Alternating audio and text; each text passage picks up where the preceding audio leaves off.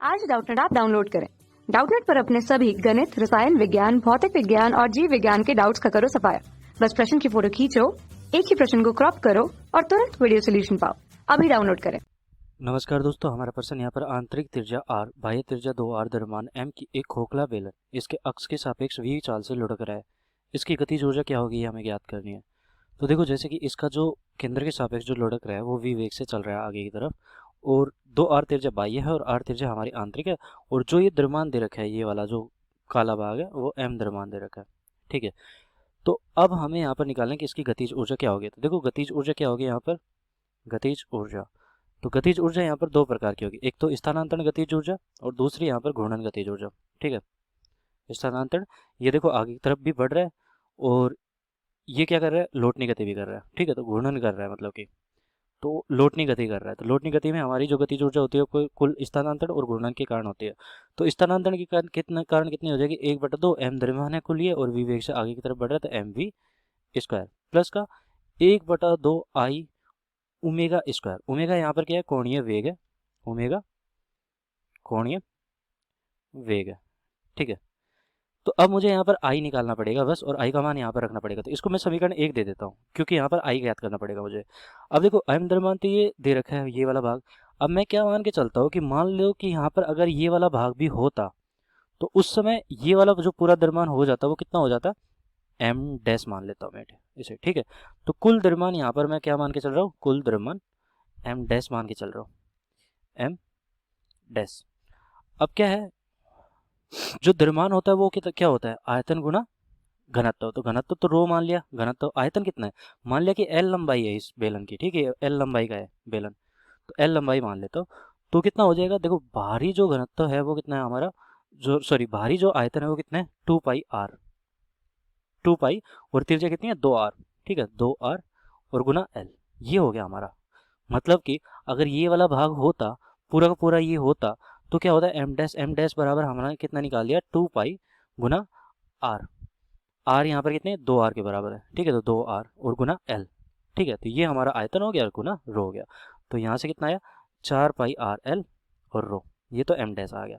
अगर मान लो कि ये वाला भाग अगर मुझे निकालना है, केवल और केवल ये वाला भाग जो कि मैंने छिद्र किया हुआ है, तो ये वाला भाग अगर मेरा, तो m डैश बराबर कितना हो जाता है, m डैश बराबर, अगर छिद्र की बात कर रहे हैं हम, जो कि यहाँ पर बिल्कुल खाली जगह है। ठीक है, फिलहाल के लिए, तो m डैश मान लेता हूँ इसका द्रव्यमान, ये बड़ा m बना देता हूँ, बड़ा m डैश बराबर मेरा कितना हो जाएगा, देखो ये त्रिज्या कितनी है यहाँ पर, r त्रिज्या, तो 2π और त्रिज्या है r और l और गुना रो। तो यहाँ से कितना आया मेरा, 2πrl और रो। ठीक है, ये कितना है, 4πrl और रो, और ये 2πrl गुना रो। अब क्या है कि m डैश बराबर मेरा, मैंने यहाँ पर माना था कि ये जो पूरा का पूरा द्रव्यमान है, अगर ये होता तब भी हमारा जो द्रव्यमान आता वो m डैश आता। ठीक है, m डैश। लेकिन यहाँ पर जो प्रश्न में दे रखा है वो m दे रखा है केवल और केवल इस वाले भाग का। तो मुझे यहाँ पर प्रश्न में क्या दे रखा है कि जो ये वाला द्रव्यमान है m डैश, और माइनस का m ये वाला छोटा द्रव्यमान, और ये बराबर कितना दे रखा है, देखो पूरा का पूरा जो द्रव्यमान है वो कितना दे रखा है, मैंने माना है कि m डैश, और ये वाला जो क्षेत्र का है वो m छोटा डैश माना है, और ये वाला जो आया मेरा, ये जो काला भाग कर रखा है, ये m परसेंट में दे रखा है, तो ये बराबर m है। ठीक है, तो यहाँ से मेरा कितना निकल के आता है, ये आता है, ये मेरे पास एक समीकरण आती है।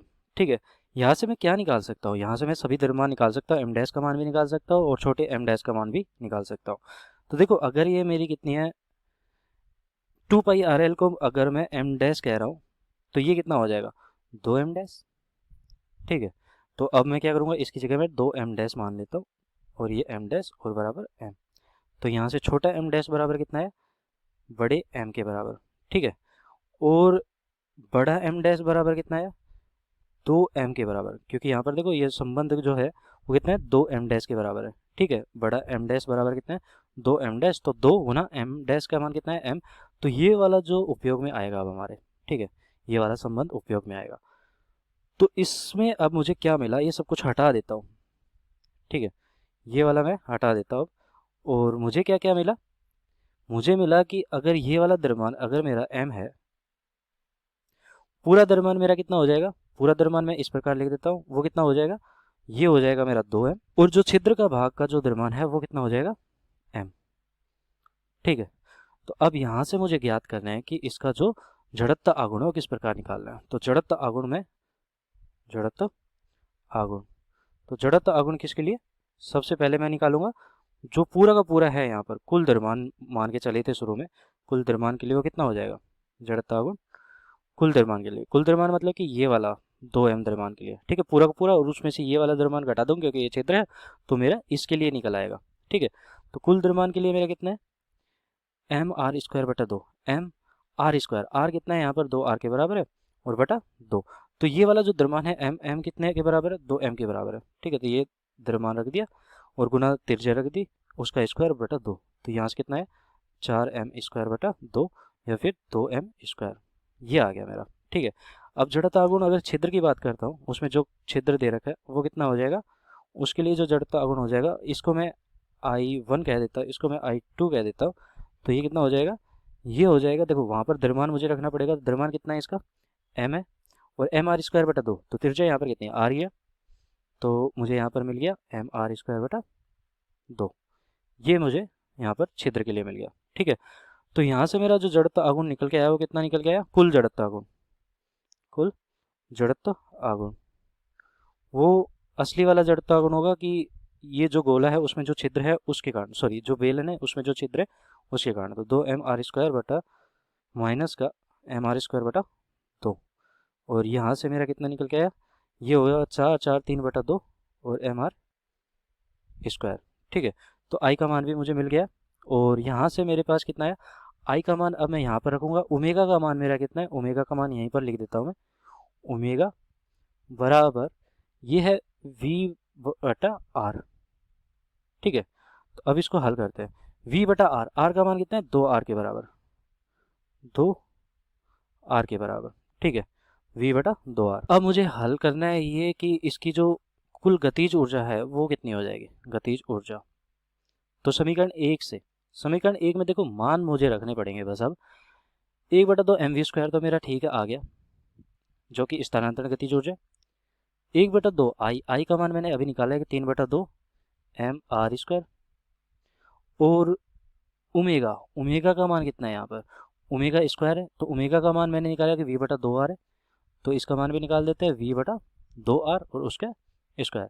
अब इसको हल करते हैं, तो ये कितना हो गया हमारा 1/2, और यहाँ से ये वाला कितना हो गया 1/2 प्लस का 3/2, 3/4 और गुना ये कितना है 1/4, तो कितना हो गया 16, 3/16, ठीक है 16, और ये गुना 1 है, इसको हटा देता हूँ, ठीक है, और बाकी का मेरा mr² बाहर आ जाएगा, सॉरी mr² गुना v, यहाँ पर कितना है r² से r² कट जाएगा, v² यहाँ पर भी बचेगा और v² यहाँ पर भी बचेगा, तो mv² आ गया।